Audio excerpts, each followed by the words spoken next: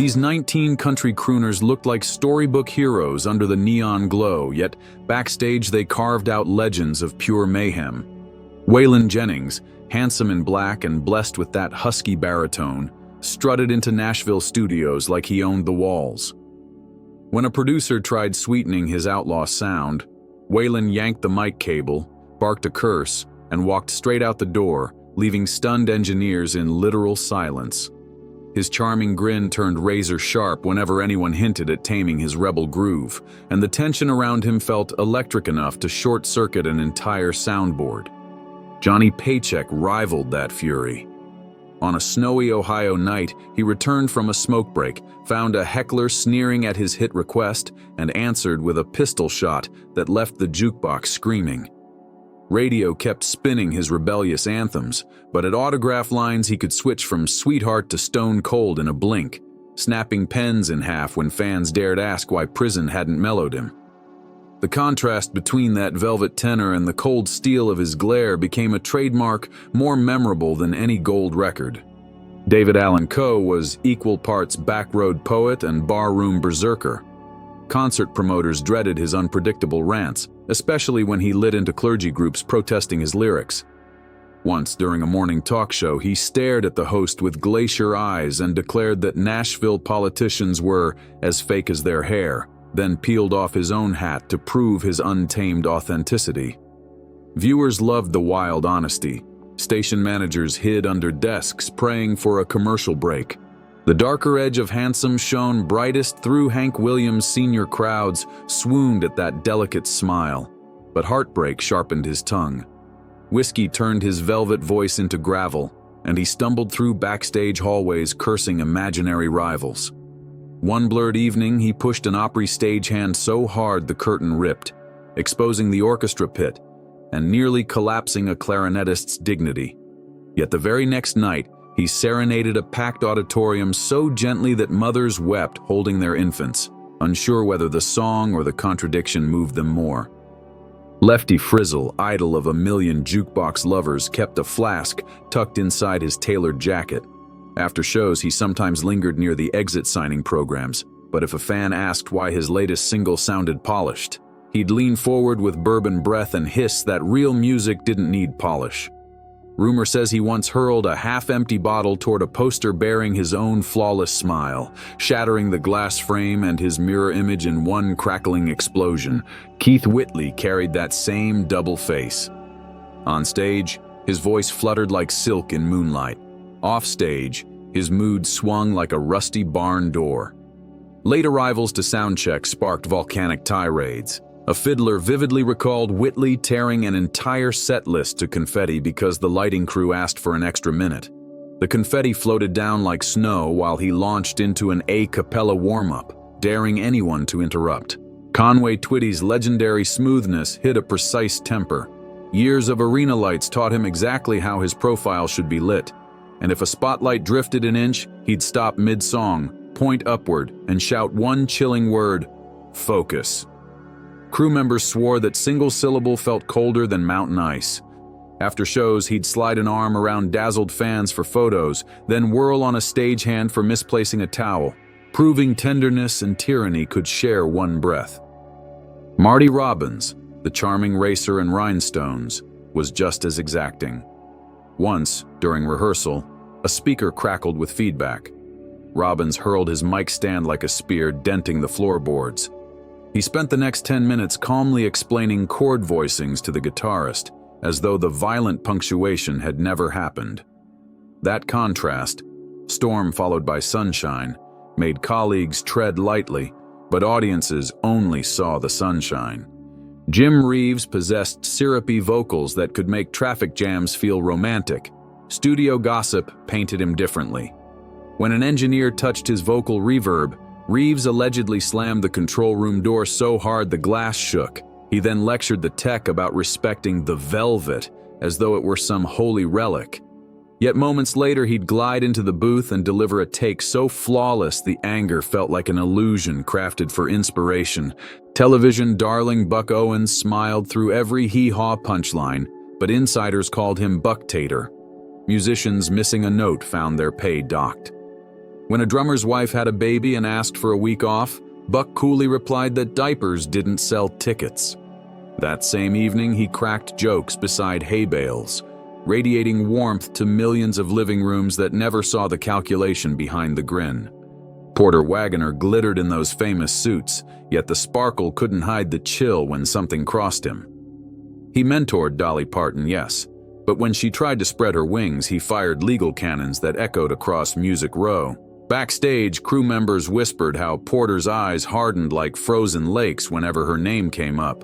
Still, fans swore his handshake was the firmest kindness they'd ever met, a paradox that only deepened the mystique. Billy Sherrill, the dashing producer behind Countrypolitan Riches, strode through studios like a monarch. Artists who dared question his lush orchestrations often found their tracks remixed without notice. One singer recounted arriving to hear shimmering strings over what had been a raw honky-tonk ballad. Billy simply folded his arms, flashed a princely grin, and said, "You'll thank me when the royalty checks arrive," turning arrogance into an unavoidable business lesson. Charlie Rich, nicknamed the Silver Fox, toppled cordiality in a blaze of literal fire. As John Denver accepted Entertainer of the Year, Rich struck a match to the announcement envelope and watched it curl into ash, offering a thin smile that said more than any speech. The act felt both infantile and rebellious, cementing his place as the suave arsonist of country etiquette and ensuring cameras followed his every move afterward. Few matched Jerry Lee Lewis for theatrical rudeness. His piano pounding already seemed rebellious, but offstage he lobbed hotel ashtrays at windows just to hear the crash. During a press conference, a photographer leaned in too close. Lewis nudged the camera with a casual flick, sending it skittering across the floor like a kicked can. He didn't bother to watch where it landed, content that the message clanged louder than any piano chord. Gary Stewart, brooding behind shadowed eyes, made studio sessions feel like navigating dynamite crates. One afternoon, frustrated by monitor static, he smashed his Gibson over the amp head, splinters ricocheting off cymbals.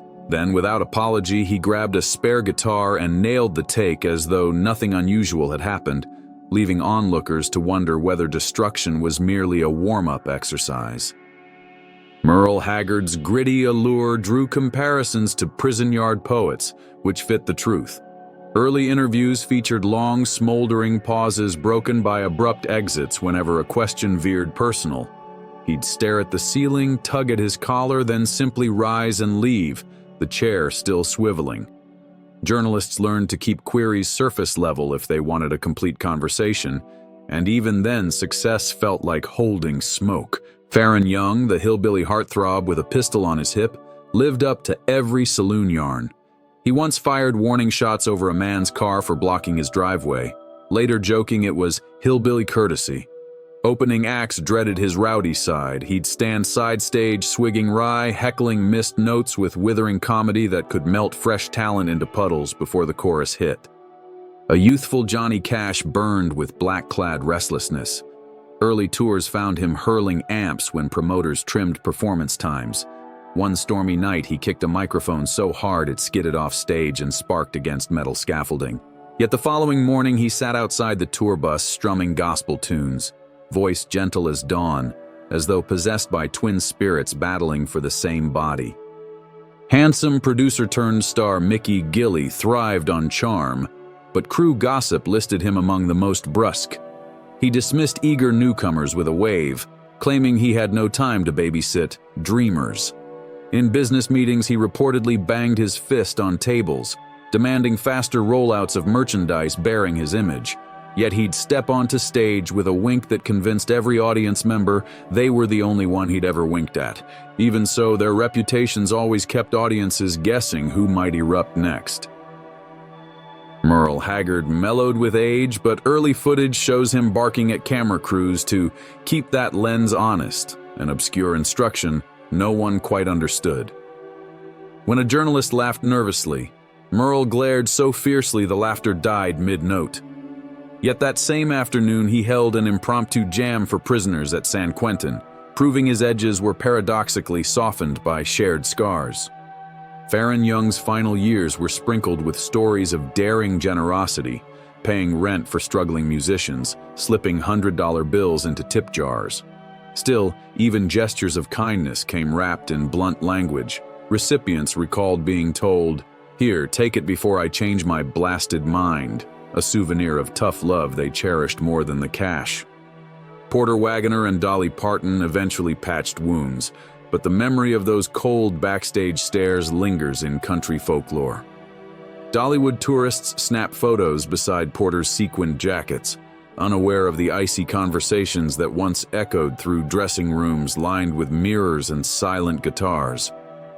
Waylon Jennings became the patron saint of controlled chaos. Late in life, he joked that anger was just another instrument, as useful as a Telecaster when you bend it right. Admirers nodded, secretly relieved his Telecaster phase never required ducking flying guitar necks. Johnny Paycheck's post-prison tours displayed patches of humility, yet flashes of the old blaze persisted.